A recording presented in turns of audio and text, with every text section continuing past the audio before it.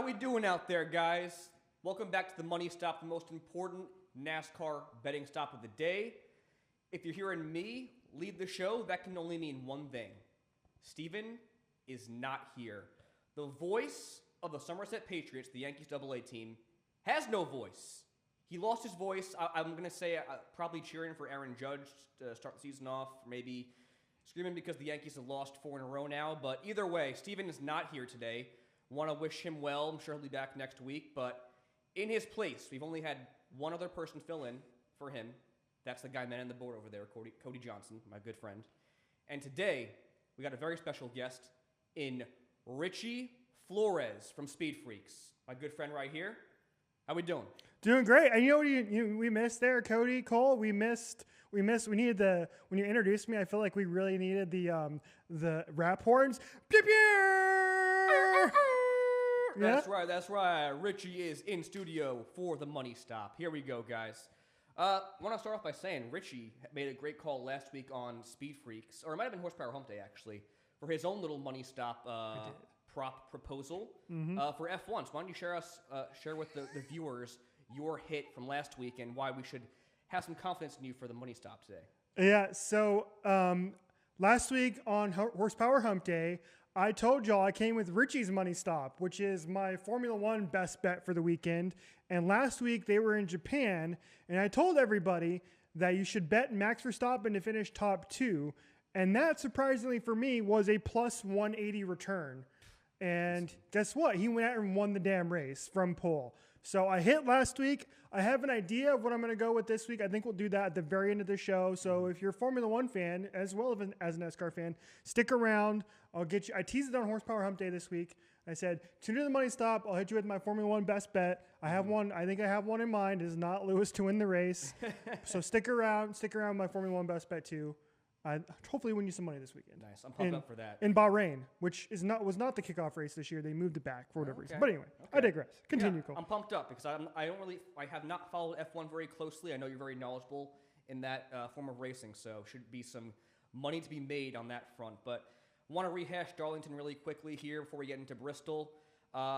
Solid week for the Money Stop. We actually only got 5 of the top 10 finishers, but in there, we got 1st through 4th place in Denny Hamlin, who went back-to-back, William Byron, who dominated the race and finished 2nd, followed by Christopher Bell and Tyler Reddick, as well as Chris Buescher, who finished 6th. And in that top 10, we actually were able to get quite a few hits for big money bets, over-under finishers, head-to-head matchups, which made it a profitable weekend if you followed our advice. The big one here, which blew my mind that it was even like it opened up like this, was Denny Hamlin to finish top 5, even money, plus 100. That was an all-day big money bet hit. We had William Byron top 5, plus 110. Christopher Bell ahead of Ryan Blaney in the finishing order. And then we had William Byron better than 6.5 finishing position. So really successful week on a few fronts there, but looking to get back into our winning ways once again for Bristol Motor Speedway for the Food City 500 this Sunday at 3 p.m. Eastern Time on FS1. Going to get the starting lineup for that race at 3:05 p.m. Eastern Time on Saturday. So before we get into things here, I want to highlight the Food City 500 qualifying, pre-qualifying race winner odds.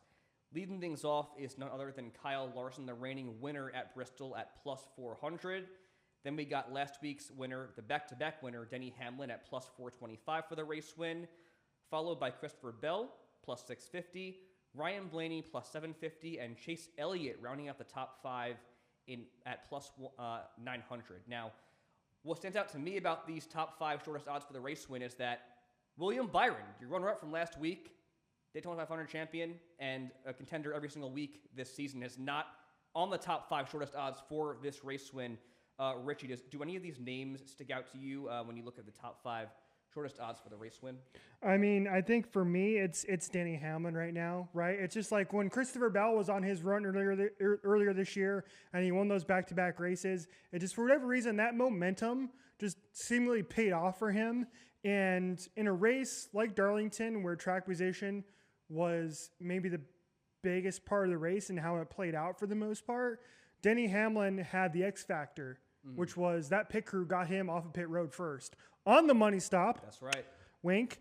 And I have a feeling that's what's going to happen here because Denny early on in the race was at Darlington was, outside of the top 10 for the most part. And then a caution dropped at the right time coming off a pit stop. And that is kind of what flipped that race on its head and got Denny back in the top 10. That even put him in position to have a chance at that race. And so I feel like Denny Hamlin riding this momentum. He's hot right now. His pit crew is hot.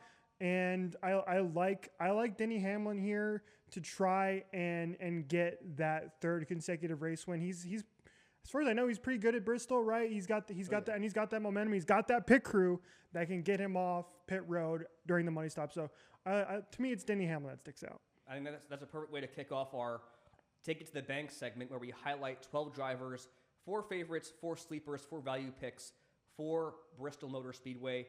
And like you said right there about Denny Hamlin, I'm going to kick things off with him for this weekend. He is the most expensive driver in daily fantasy at $11,100. Once again, second shortest odds for the race win at plus 425. Denny Hamlin riding back-to-back wins into Bristol. He is silently now tied for most top 10s this season with 5 on the season with a handful of drivers. And that's, I think, a big sigh of relief for JGR fans, Denny Hamlin fans, and maybe even Denny Hamlin after a pretty slow start to begin the year. He's definitely rounded into his championship contending form. And he has a great shot to go for 3 in a row for the first time in his career because he is the winningest driver in the next-gen era on short tracks with 5 total. He also has 4 wins in his career at Bristol, and 2 of those have come in the next-gen era. He is the only driver with 2 wins at Bristol with this current car. That is a huge deal. Also in his career through 35 starts, over 1,200 laps led, a 13.3 average, good enough for 4th best in the series. Now, thinking back to the next-gen era, again, he has wins in 2 of the last 3 races there. He was 4th this past fall, which marked his 3rd straight top 5 and 5th straight top 10 finish. Also, no finish lower than 9th in the next-gen 4 starts at Bristol. So you're looking at a 3.8 average, good enough for 2nd best in the series with this current car at Bristol for Denny Hamlin. So what you're saying something is I'm onto something. I know what I know what I'm talking about here. Yeah, all very right. well could be another a three-peat once again for JGR. That'd be so crazy. Yeah, right. To have 2 separate, like we talked about all the time on SpeedFreaks all the time, and you guys don't talk about it as much on here on the Money Stop, but how much parity there is in this sport over the last several years because of this car, and then all of a sudden this year, we're finding these dominant cars starting to stick out more and more, where we haven't had as many different winners as we've had in the past for whatever reason. And so I think we're starting a trend here now. And so I wonder if we're going to start seeing that more on the Money Stop here is we're just going to stick to those 2 or 3 names every week. And eventually the way these odds play out, right? Your favorites at plus 400. Well, you only have to hit on that, 1 out of every 4 times to essentially make your money back. Right. So I think that's what's going to happen here now is you just stick to those 2 or 3 top names, your Hamlins, your Christopher Bells, and your William Byrons this year, your top 3 drivers. And eventually, more often than not, those drivers are going to be the ones that are going to pay out. Exactly. And then obviously Kyle Larson as well with his talent and speed, barring he doesn't get in any incidents 4 laps into the race like last week at Darlington. But no, it's a great point. And it also begs the question, is this car leveling out? Are we going to see more 7-8 race winners per year like we used to? But back to the analysis here. Want to mention Kyle Larson, your favorite driver out there in the field, Richie. Okay, hold on. The Larson bros have been coming at me on the SpeedFreaks social media channels over the last week and really all season long because I am not shy about criticizing Kyle Larson for underperforming. That's what I will call it. He's, to me, as good as he is, and I will not deny that he's a great driver and the kind of stuff he does. And you go and you run the Indy 500, you run up front, and you really contend for the win there until a pit road penalty cost him that race last year. To me, it just his expectations are super, super high, and this season in general, he's underperformed. He's got that one win under his belt, obviously, but. And he's still, and I say underperforming, but he's just not in contention for wins as much this year as maybe he should be, even though he seems to be running pretty consistently. So, Larson bros, chill out a little bit, okay? I've been on him a lot this year on SpeedFreaks, and because of some of his decisions that he's made and how he runs at super speedways. But I mean, he's in the favorites every week, and I can see why. Is because he's the big name, and he's the guy that garners the most attention. Like, oh, Kyle Larson's in it. Like, cool. Kyle Larson is still in the top 5 in terms of favorites for the Indianapolis 500 this year. So really, as a teaser bet for when we get to the Indy 500, I am not betting on Kyle Larson to win that race. That is a sucker bet, everybody. It's a trap bet. Take that to the bank. Yes, there we go. Yeah, no, I definitely agree. And we've always preached this the last few years on the show. There's a certain volatility with Kyle Larson because he'll either get you a top 5 or he'll wreck trying. And I think that's because he's trying to overcompensate with the car. Like, he still has the speed, he has the talent, but it's a matter of finishing these things off, which is a big deal, obviously, from a betting sense. So with that in mind, we got the Kyle Larson experience last week where he was a heavy favorite for the race win, and he wrecked on the 4th lap of the race. And then he wrecked again 4 laps left in the race. So I'm going to bite the forbidden fruit here once again and go with Kyle Larson as a legitimate contender for this win to rebound. Once again, the odds-on favorite, plus 400 for the race win, $11,000 in daily fantasy. But one thing that's important to note here is that Kyle Larson is running triple duty once again. And as we have seen time and time again, is that when Kyle Larson gets extra seat time, he usually runs really, really well on Sundays. So looking out for a really strong day once again from that number 5 team. But he's also, again, as I alluded to earlier, the reigning race winner at Bristol, the second win of his career at this track. He also has top 5s in all 4 next-gen starts, with the best average in the series at 3.3 with this car. Also, 5 straight top 5s and finishes of 6th or better in his last 6 starts here, with laps led in those 6 starts as well. So in his career, 17 starts, over 1,300 laps led, second best in the series, and an 11th place average finish is good enough for best in the series, tied with one other driver who I'll get to later. But my top 2 for this week, the obvious answers, Denny Hamlin, Kyle Larson. Who you got? Going back to Kyle Larson for a second, how crazy it would be, because we talked about this on SpeedFreaks several weeks ago when Kyle Larson was running for that triple header and at Homestead, and he was so dang close to pulling it off. But can you imagine that happens on the same exact weekend, how historic that would be if he were able to sweep all 3 series in the weekend and at the same time win 3 consecutive races? That would be crazy. That would be really crazy. So sick. Like I'm looking at I have the Xfinity odds pulled up here. Oh, they're up finally. Yes, they are up. I am looking at DraftKings though. So according to DraftKings, he is minus 150 to win the race again, which is like you guys talked about this on Money Stop a couple weeks ago, and he was trying to do this, which is like it is hard in motorsports to be able to be minus money because of how big the field is, right? So to be minus 150 is insane. But he proved in Homestead that he could pull that off, and so we know how good he is. How good he is at Bristol. I wonder if that isn't avoiding Kyle Larson in the Cup Series because of how up and down he's been and his luck and wrecking out, etc. That bet to have him win the Xfinity race is going to be the better Kyle Larson bet for me. Even though you're going to have to pay a little bit more to make a little bit more money, still minus 150 for Kyle Larson in the Xfinity Series in that car, which he seemed to do really well in and like that type of car at Homestead. I think that might be the better bet for me. Okay, got you. Who you got for your 2 favorites for this week? Oh, I'm picking favorites too? Yeah. Oh, sorry. Jesus. Well, thank you. Sorry. Yeah, I'm sorry. I missed the ball here. I mentioned one of them, and it's Denny Hamlin for me. And then I think I mentioned the other one too, which is it's hard to bet against Christopher Bell and William Byron, and those are the other 2 big favorites here. And for me, I think it's William Byron is plus 1,200 this week, and I think he's pissed. I think he's pissed after Darlington. Like, he should have won that race. And I thought it was interesting listening to Denny Hamlin's podcast this week, and he kind of threw William under the bus a little bit. He was like, he only let all those laps because he was out front. Once he got into traffic, he was bad, right? And he was explaining that like the best car last week at Darlington was Ryan Blaney across the long one. He was the car that was able to, on longer runs, make all those passes. But we all still feel like that was William Byron's race to lose, and he lost it because he couldn't win the race off of pit road, and the green flag pit stops, that call to kind of pit a little bit later cost him a little bit. But so for me, it's Denny Hamlin and it's William Byron this week at plus 1,200. Those are the ones I actually always like for. I like betting those I kind of don't like betting those plus 400, plus 500. I kind of like trying to find some more value with the William Byron at plus 1200. So those are mine. It's going to be Denny Hamlin and William Byron. Okay, got you.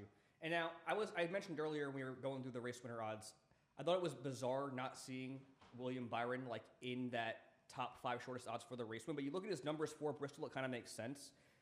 So two top 10s in the next gen, including a 3rd place finish, which matched his career best finish at Bristol, but no finish better than 17th in 2024, and no laps led in 11 starts in his career at Bristol. So it kind of makes sense. But still, I feel like it would, going through these drivers here, I think Christopher Bell is another really good one, obviously. Great short track racer, finished 3rd at Darlington, and that also marked a series best 5th top 5 this season for him. 10th place average is good enough for 2nd best overall in the series. But at Bristol in the next gen, his lowest finish is 10th. He also has 3 top 5s, including a career best 3rd place finish, and over 300 laps led and a 5.5 average, good enough for 3rd best overall. So I feel like there is a fine line here with the favorites. I think that Larson, Hamlin, and Bell are definitely like sure things for race win contenders. William Byron, given his stats, probably would be a step down. But like I feel like he's been a contender every single week. As you mentioned, he's probably pissed off after losing that one last week, leading all those laps. So we were not going to leave him off this show as a race winner potentially. Yeah, I mean he is the current points leader. Yeah, which exactly. I know we talked about in SpeedFreaks a while back, which is that Christopher Bell had those 3 race wins in a row and he still wasn't the leader in the NASCAR Cup Series points, which is wild to me. And so yeah, William Byron is still your points leader right now. He's gotten 5 top 10s in his 8 starts this year. So again, off the beaten path when it comes to your race winner, but I know we'll get into it a little bit later. I'm curious to see where his odds are for like a top 5 finish. I think that might be maybe the better, smarter bet for William Byron this weekend. Not quite the race winner for sure. Definitely would agree with that. Moving on to sleepers here. These are drivers with an outside shot at getting the win. I think that conversation begins with somebody that's top 5 shortest in odds to win in Chase Elliott. And why, again, I'm using him as a sleeper. Yeah, see, that doesn't. You're gonna have to explain to me how this works, right? Because you said he's top 5 in the top 5 favorites, but he's a sleeper. That doesn't compute to me. That doesn't count. So like, here's my logic. First of all, the numbers I'm going to go through here for Chase Elliott, they definitely point to him being a favorite for the win this weekend. However, he only has 1 win in his last 73 starts, so that's why I'm calling him a sleeper. That's wild. Yeah, right? One That's win crazy. in 73 starts. That's over 2 seasons. That's your most popular driver in NASCAR. Exactly. He has 1 win in 73 starts. Precisely. Oh my God. So that's why he is a sleeper for this weekend. He's riding back-to-back top 10s into Bristol, which, again, he has 5 on the season. That's tied for most in the series. Also shades of last season, but on a less successful scale. 11.1 average in 8 starts is good enough for 4th best overall. Lowest finish of 20th this season. So he still had a really solid floor. Maybe not great if you're someone for Hendrick Motorsports, but still 20th place as your worst finish this season is not going to be too bad. But looking at Bristol, he has a lowest finish of 8th in his 4 next-gen starts. Runner-up twice in that span, including his last start there. Also has a 4.8 average finish, good enough for 3rd best overall, but only 5 laps led. So that's important to note if you're considering Chase Elliott for daily fantasy purposes, because that is a part of the scoring system in that regard. But in 15 total Cup starts at Bristol, 60% top 10 rate, and on par with his season average finish. He has an 11th place average finish, tied with Kyle Larson for best in the series. So Chase Elliott, I think, is a good sleeper call for the reasons I just mentioned. But another guy that I like is someone who you picked for Beat the Freaks in Chris Buescher, who was plus 2,500 for the race win and $8,300 in daily fantasy is an incredible value. That's a borderline value pick right there. Coming off his 5th top 10 this season, once again, tied for most in the series. Scored his best finish of 2025 and only top 5 this season on a short track in Phoenix. We call it a short track loosely, obviously. But Chris Buescher won the first ever next-gen race at Bristol. He has 3 top 10s there in 4 starts with laps led in those 3 starts. His only outlier was this past time out where he finished 14th, and he has a 6.5 average finish, which is 5th best overall in the next gen. So Chris Buescher, underrated pick for a sleeper, but he has a very great shot at getting another win at the Coliseum. I'm glad you picked him because again, he was my pick and beat the Freaks this week. And there was a reason why. And you just mentioned it right there. This guy seems to have that track record at Bristol that really seems to pay off for him, and he runs really well there. And I feel like RFK as a whole this year has kind of underperformed to their expectations that they kind of set last year, where they really took a step up, right? Where Buescher and Brad Keselowski were both seemingly in contention for race wins on a fair often basis, and they both made their way into the playoffs. And so I really like Chris Buescher here. Will he win the race? I don't know, but he at plus 2,500. Cole, we were talking about this. This is the crazy part. Chris Buescher plus 2,500, great track record at Bristol in a team that has proven that they can win Bristol, that they can win races, that they can be that team who can defy expectations and has proven in the past that they can be have those drivers like Christopher Buescher in the past who has had these type of odds and gone to win races. He still has worse odds at plus 2,500 than Ty Gibbs. Y'all, Ty Gibbs is plus, don't get it. Yeah, plus 20,000 to win this race. He's one of the 10 favorites to win this race. Why? I don't know what the sports books are thinking there. Ty Gibbs has had one of the worst runs in NASCAR this year. I was surprised that he kind of moved his way up in the standings this week to where he is a blistering now, an absolutely blistering 26th in the NASCAR Cup Series points now, all of a sudden. But yeah, he's still one of the favorites to win the race. So when you put that in perspective, Chris Buescher looks like a steal. Yeah, no, absolutely. Two other guys we got here for sleepers. I like Chase Briscoe. Coming off a puzzling 28th place performance at Darlington, I don't have a rhyme or reason for why that happened. Maybe the track transition towards the end of the race. But he's plus 2,500 as well with Chris Buescher and $9,000 in daily fantasy. At Bristol, 2 top 15s, a career best 8th place finish in his last start, and 9th at the last short track in Martinsville. So a guy that has had success in the Cup Series on the short tracks, someone that's in Joe Gibbs Racing equipment, and this team has won the most in the next-gen era at Bristol. So I'm intrigued by Chase Briscoe, but that plus 2,500 is a little bit puzzling to me, just coming off that performance last week at Darlington. One more driver for you guys to ponder is Joey Logano, plus 2,200 for the race win, $9,300 in daily fantasy.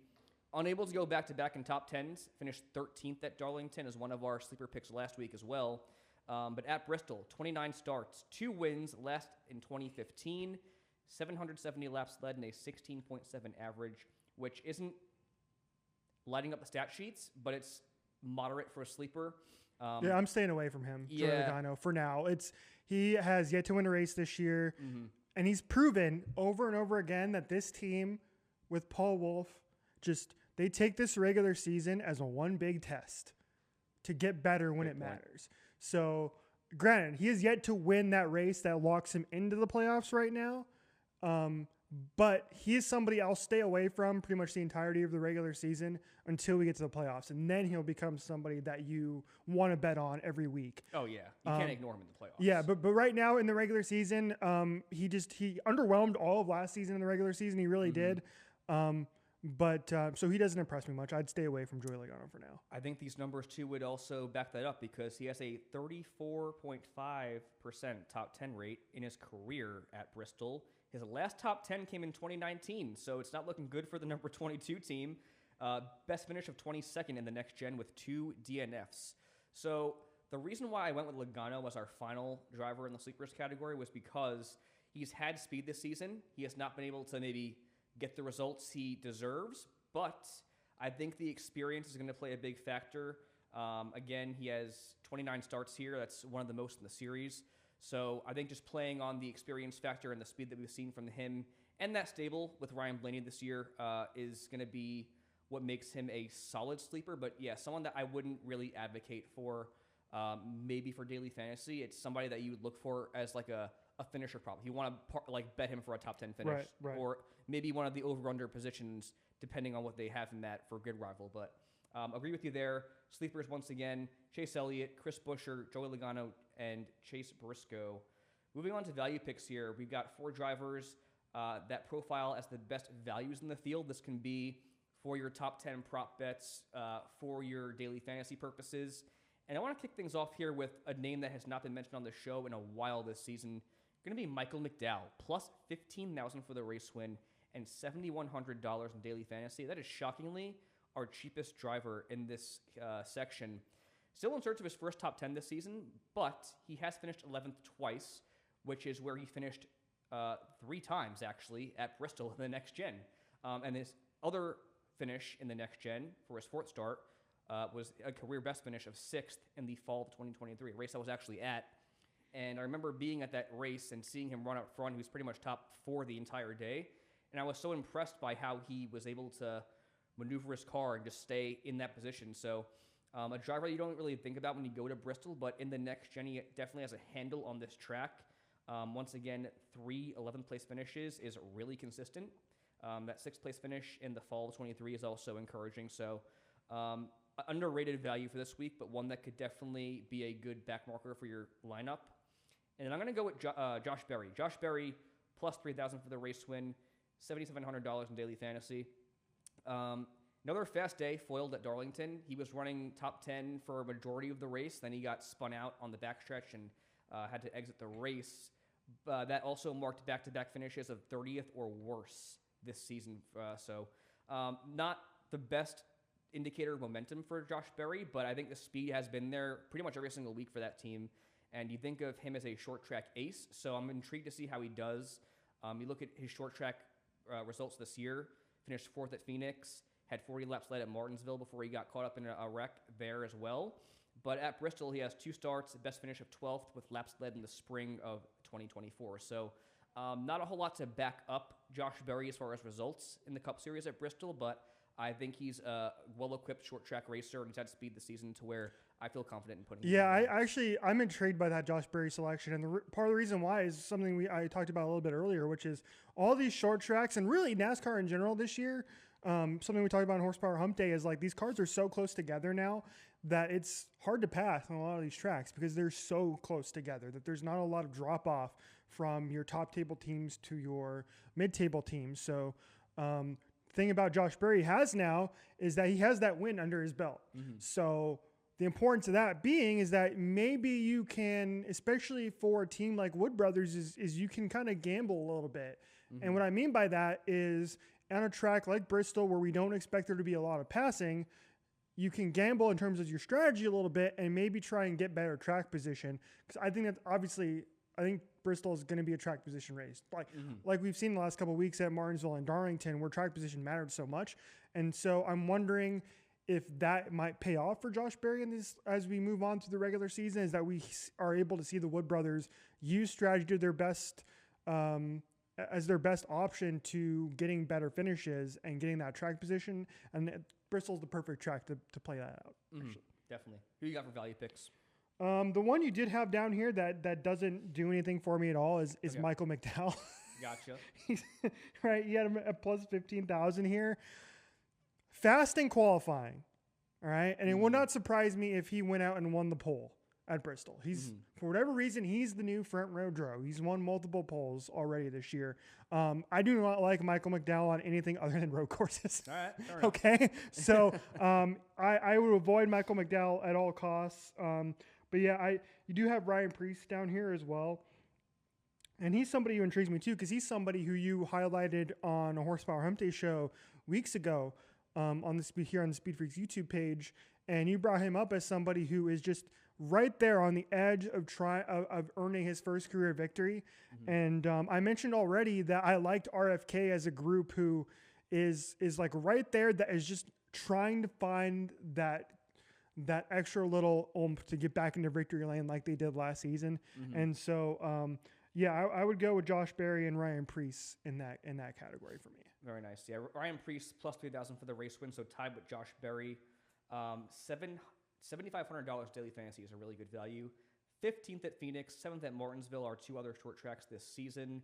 At Bristol in the next gen, top 15 in all 3 starts. That includes a career best finish of 7th his last time out there. So I like the way things look for Ryan Preece as well for this weekend, especially given the equipment going from SHR to now RFK. And finally, I have Alex Bowman actually in our value picks category, plus 2,500 for the race win and $8,000 in daily fantasy. That's why he's a value this week. $8,000 daily fantasy is a really great value, especially because as we'll get into it here, it's very top heavy, and you're going to have a lot of confidence in your value picks. So that's why we have 4 listed here that I think are going to be almost essential for your lineup if you want to fit like a Denny Hamlin or a Kyle Larson. But Alex Bowman, bit of a rough patch, 17th or worse his last 2 weeks out. But at Bristol in the next gen, he's riding back-to-back top 10s with laps led and bolt starts, and that includes a career best finish of 4th. So he's been one of the best drivers all season. He's top 6 in points, top 7 in points, I want to say. But he's a great value for daily fantasy purposes and probably a good value for a top 10 as well, which I would call a lock at this point. But that's 12 drivers right there. For favorites, we have Denny Hamlin, Kyle Larson, Christopher Bell, William Byron.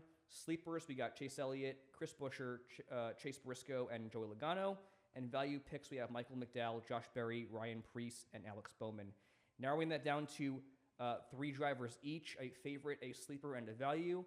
I'm going to go with Kyle Larson for my favorite, Chase Elliott for my sleeper, and then Josh Berry as my value pick. I'm going to agree with you on Josh Berry, like we were just talking about, and then I'm going to stick with Denny Hamlin.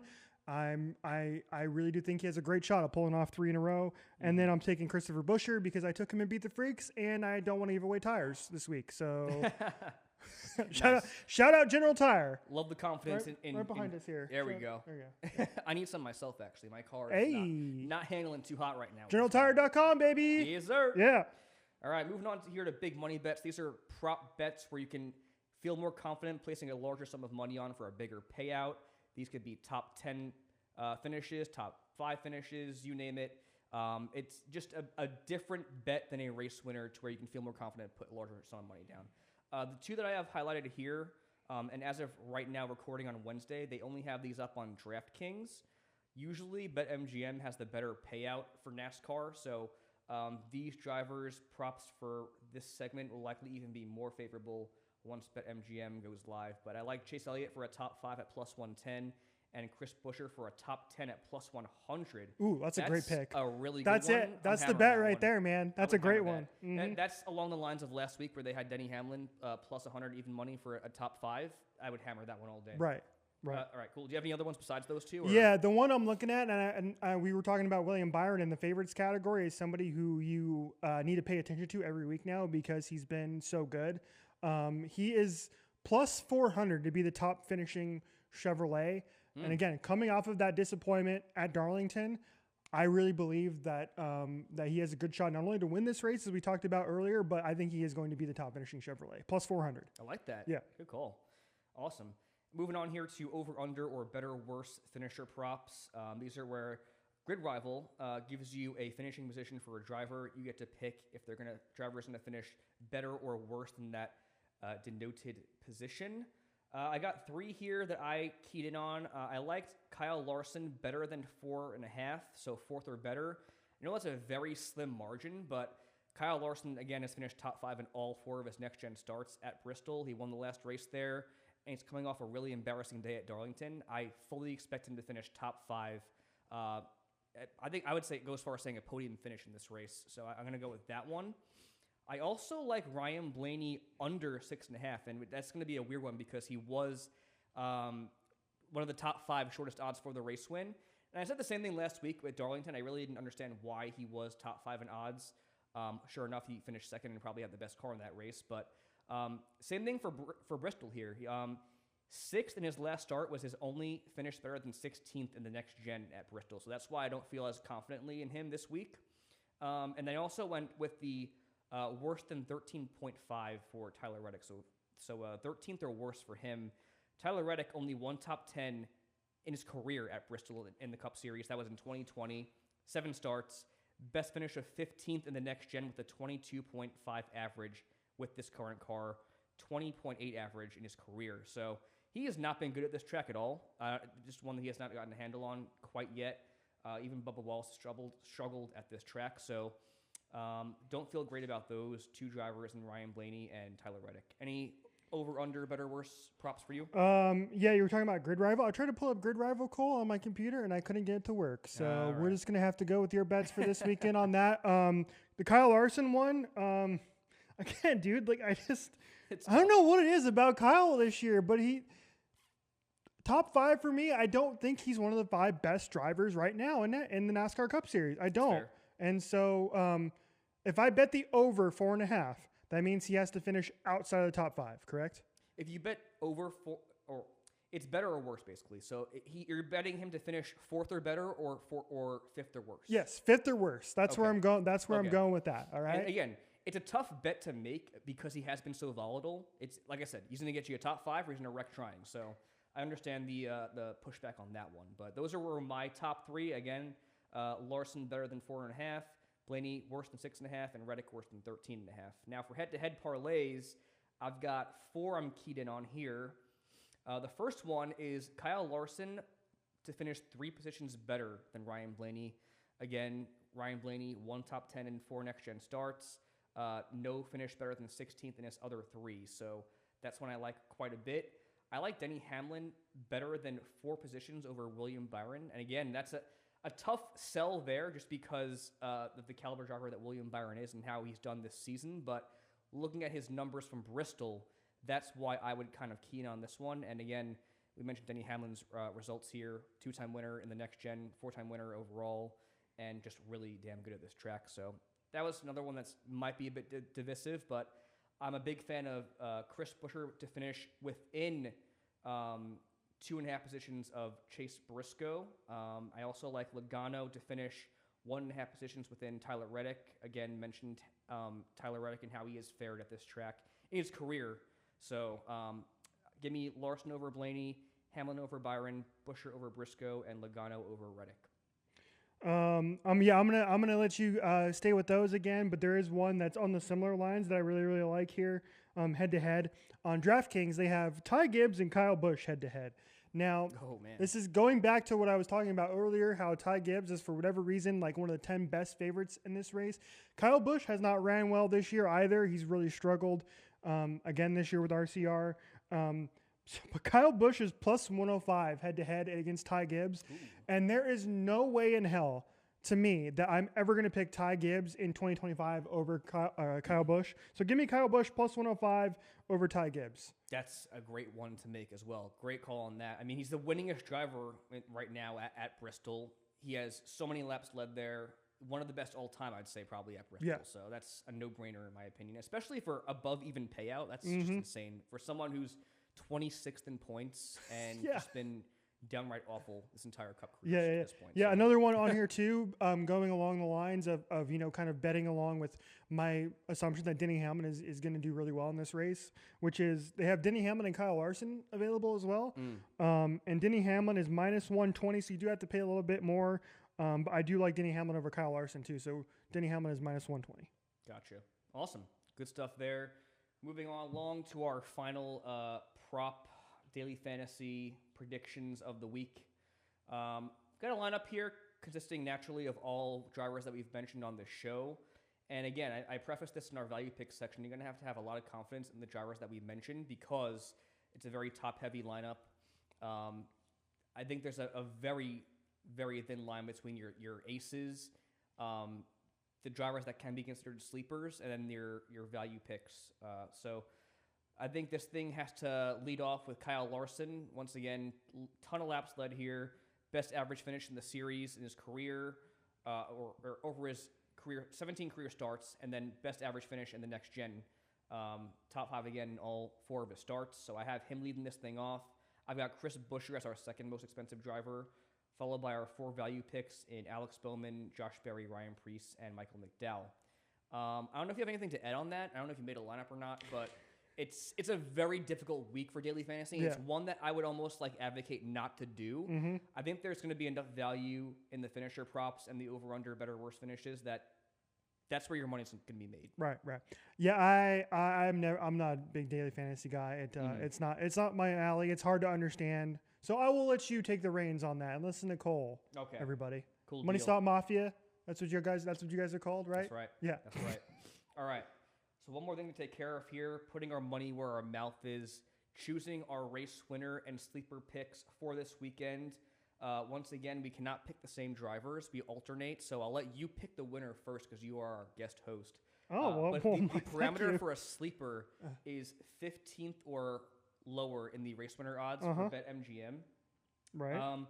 So, yeah, give your race winner pick, and then I'll go with my sleeper and winner pick from there.